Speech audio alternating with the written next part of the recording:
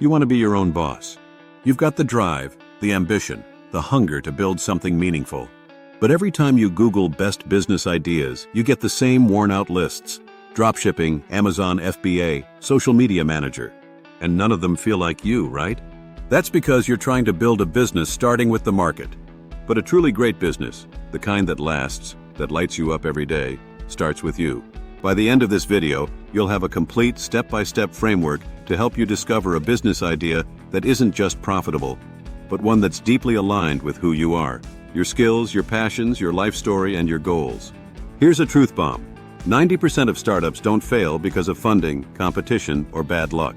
They fail because the founder wasn't truly aligned with the business model. The right idea? It feels right.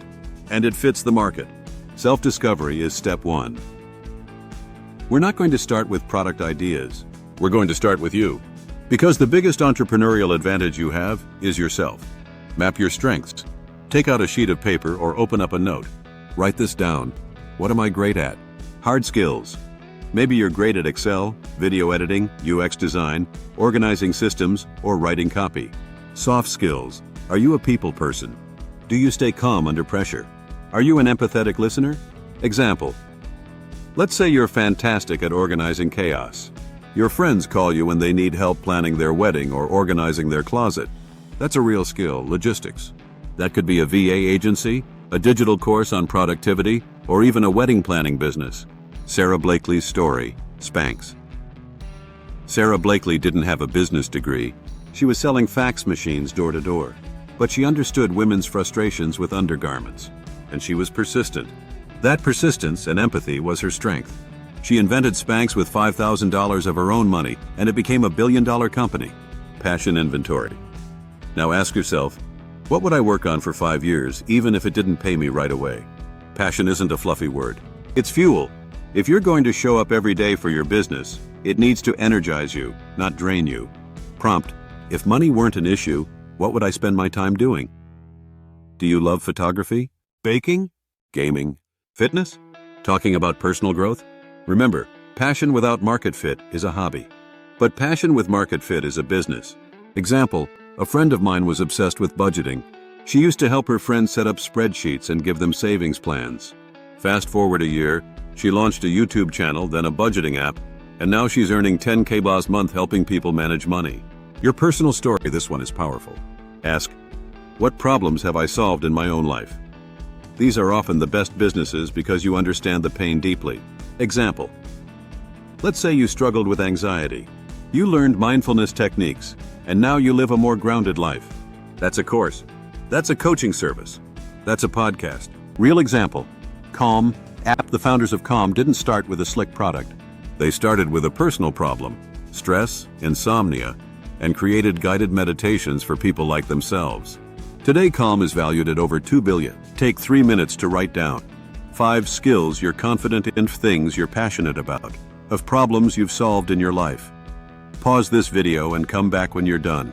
Now that you've got clarity on your skills, passions, and story, it's time to find your sweet spot, where passion plus skills plus market demand meet. Introduce the concept of the Ikigai framework. What you love, passion.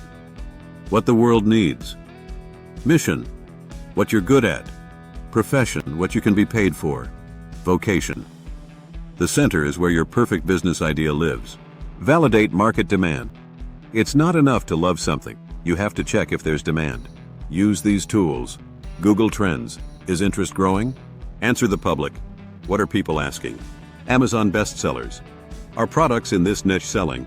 YouTube search bar. What's being searched? Example, Glossier started as a blog, Into the Gloss. Emily Weiss didn't guess what products to build. She listened to her audience. Skincare was the #1 topic people engaged with, so that's where she started.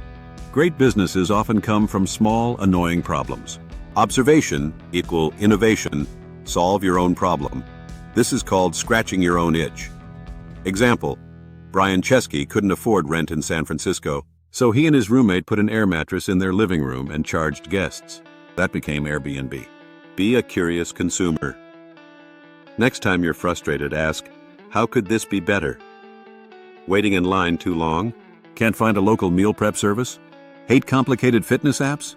That's opportunity knocking. Study forums and communities. Head to Reddit, RR Entrepreneur, RR Personal Finance, Quora Facebook groups, TikTok comments, search, I wish there was a, or, why doesn't anyone fix, or I hate when.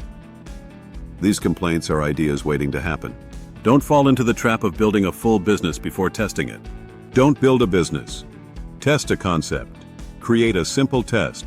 Build a one-page website. Record a video explaining your idea. Launch a landing page with an email opt-in. Post a TikTok asking for interest. The goal? Invite. Learn, don't launch. Feedback loop. Ask 3 to 5 real people in your target market. Would you use this? Would you pay for it? Would you pay now? If they say yes, ask for $5 to reserve a spot. MVP case study. Dropbox didn't build a product first. They made a video that showed how it would work. That 3-minute demo got thousands of signups before they wrote a line of code. Copying trends blindly. Crypto, NFTs, Amazon FBA. If you don't understand the space and you're not excited by it, you'll burn out. Overthinking it. Don't wait for the perfect idea. Action creates clarity. Start small. Iterate fast. Learn on the go. Ignoring the business side, yes, passion matters. But ask yourself, would someone pay for this? Your idea needs to solve a real problem. Every successful business started with one person who believed they could solve a problem. They weren't smarter or richer than you, they just started. This week, I want you to choose one business idea from your list. Talk to 3 people about it. Bonus, create a one-page site or short video explaining the idea and get feedback. Finding the right business idea isn't about being a genius. It's about being intentional. You already have everything you need, the skills, the story, the drive. Now it's time to build. If you found this helpful, make sure you subscribe, because in the next episode, we're diving into how to validate your business with real customers, not just friends and family.